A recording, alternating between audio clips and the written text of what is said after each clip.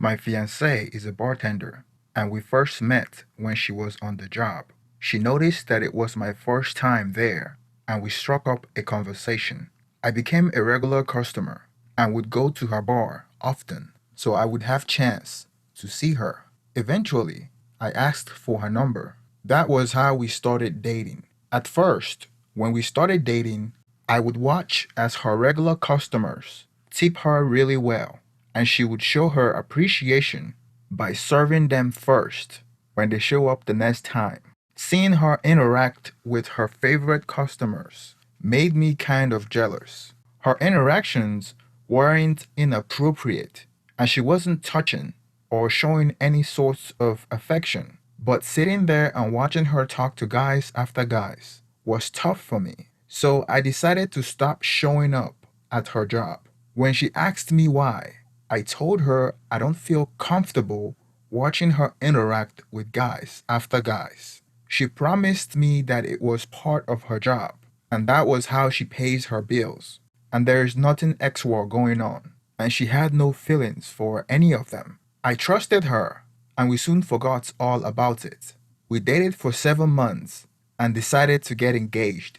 Not so long after, we were planning to have a family. She wanted kids more than me because all her friends have already had kids, and she grew up thinking about having a big family. But it wasn't so easy. We had two miscarriages really close to each other. It is something that devastated both of us deeply, especially since she wanted to be a mom. We spent thousands on treatment for her condition, but was simply not possible until all of a sudden, when we decided to simply give up on that dream, is that she started feeling sick. So she went to the doctor, and the news came in. She was pregnant of almost 4 months.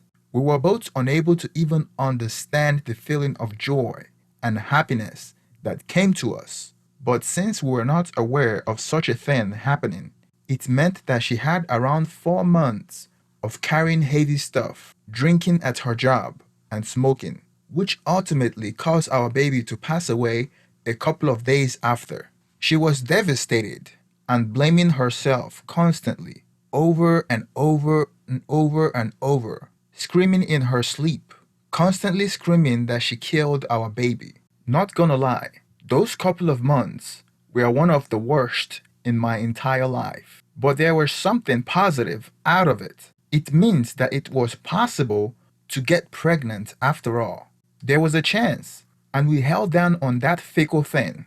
Our life was grasping on that single idea, and because of that, she was able to look forward and move on. She decided to quit her job, and I welcomed it. My salary was enough to sustain us, so she didn't have to work.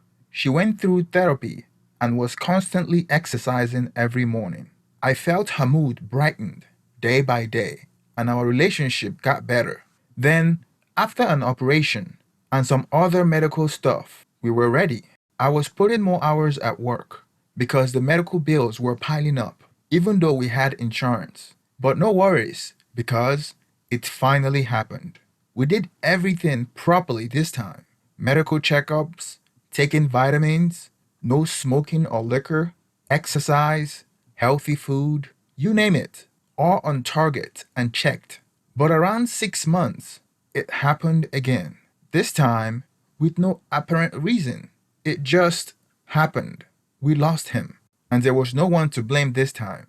Nothing was wrong. It happened so fast, and in less than 2 days, he was gone. This time, it hit us even worse, since there was no one to blame. My fiancée started getting paranoid, blaming the doctor, the nurses, herself, the medicine, and of course, me as well. Once more, the several months of having to cope with this were not nice. My body even coped this by giving me super light sleep, in which when I hear her scream or having nightmares, I automatically wake up, hug her, tell her that everything is gonna be alright.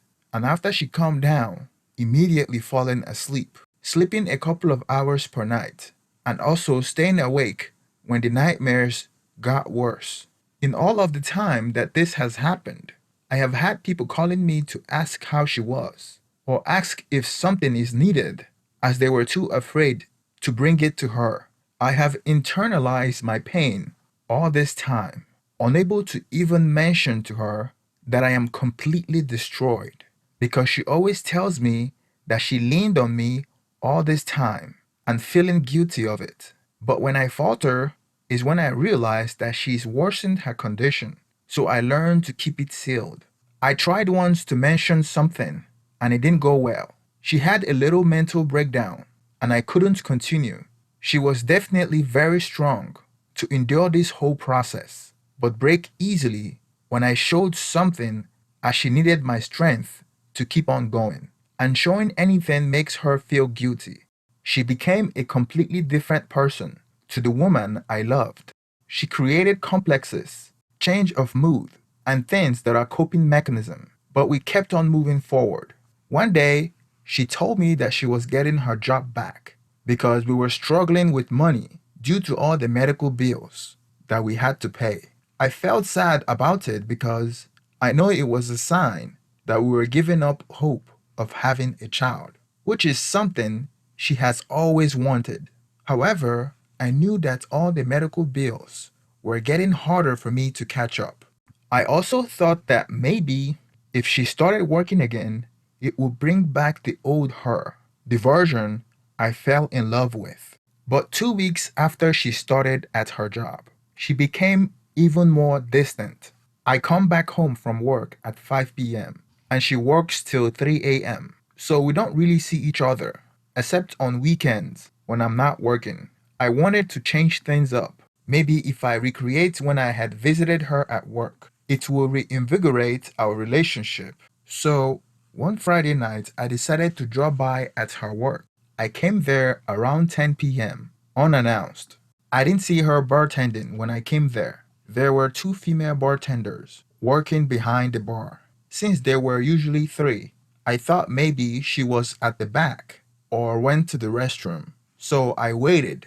After 20 minutes or so, one of the bartenders saw me and identified me. She told me that my fiancée left 30 minutes ago and I just missed her. I asked the bartender why she left and that I was trying to surprise her at work. And she told me that my fiancée has been leaving early at 10 p.m. since she came back. I was surprised because she never told me. I pretended like I already knew because the bartender was looking at me weird. I walked out of the bar, confused as hell, because my fiancée has always come home at around 3 p.m. since she started bartending again. We both share our location on our iPhone, and her iPhone is telling me that she was a few steps away from us in the parking lot. The parking lot was full of cars that day, but further out in the wooded area where there were fewer cars, and that was where her phone was showing. Initially, I thought that was where she parked her car. But then why would she park her car so far from the bar? As I was walking towards her phone location, I saw her car was still parked closer at the bar where she normally parks. I looked around her car to make sure that it was her car, and nothing was wrong with it. I was confused about why her phone was showing that she was about 50 yards away from her car in the wooded area. There were about 3 or 4 cars parked in that area, and the closer I got, the more I realized that someone was sitting on the driver's side of one of the cars. The rest of the cars seemed empty. I didn't know what to expect as I came closer to the driver's side. I wasn't prepared for what I saw. My fiancé was blowing this guy in his car. I stood there for a few seconds in shock before he saw me and raised her head up to hide his junk. She saw me and immediately covered her face. I was standing there freaking out. I recognized the man. He used to be one of her customers, I remember, that gives her large tips. My mind immediately flashed back to all the customers that were tipping her generously and how she used to tell me that it meant nothing. So I was right to feel uncomfortable about the attention she was showing her favorite customers about 8 months ago. The man immediately drove away and left me in the dust. I was still standing there in shock when the car suddenly stopped and my fiancée got out and started running back to me while the car drove away. She came to me and started begging me that she was sorry and that it had never happened before, and she had been feeling sad and depressed and had been thinking about deleting herself and was doing all she could to feel better about herself. She told me that she wanted us to go home together and just wanted to hold me and didn't want to lose me. I told her that I needed some space right now to process what I just witnessed. I kept on walking fast towards my car as she followed behind me, telling me that she was sorry. She caught up to me and tried to hold my hands, but I forcefully pushed her away. When we got home, she confessed because I wanted to search her phone, and I told her to come clean for any chance of reconciliation. And guess what? There were four more customers that she had been having an affair with during the time of her pregnancy. She confessed because I would have found out if I had checked her phone. So while we were trying to have a baby together, she was having excess with other people behind my back. She claimed that she was using protection, but I don't believe her. When I caught her in the car blowing one of her customers, she was doing it raw, no protection. I believe our entire relationship has been a lie. And unfortunately, the miscarriages were for the best. Had it been that she got pregnant, we would eventually get married, and I would have never suspected that she was cheating on me with five other guys. And who knows, maybe the child wouldn't be mine. I told her that night that I don't think we can continue the relationship, and she told me that she would delete herself if I left her. At this point, I know that she's saying that to manipulate me and keep me in this relationship, but I have learned from my mistake. I already told my best friend about it, and I would be moving in with him till I find a permanent living arrangement. At first, I didn't tell my family about it because I feel embarrassed to tell them. I know how disappointed they would be since they loved her so much.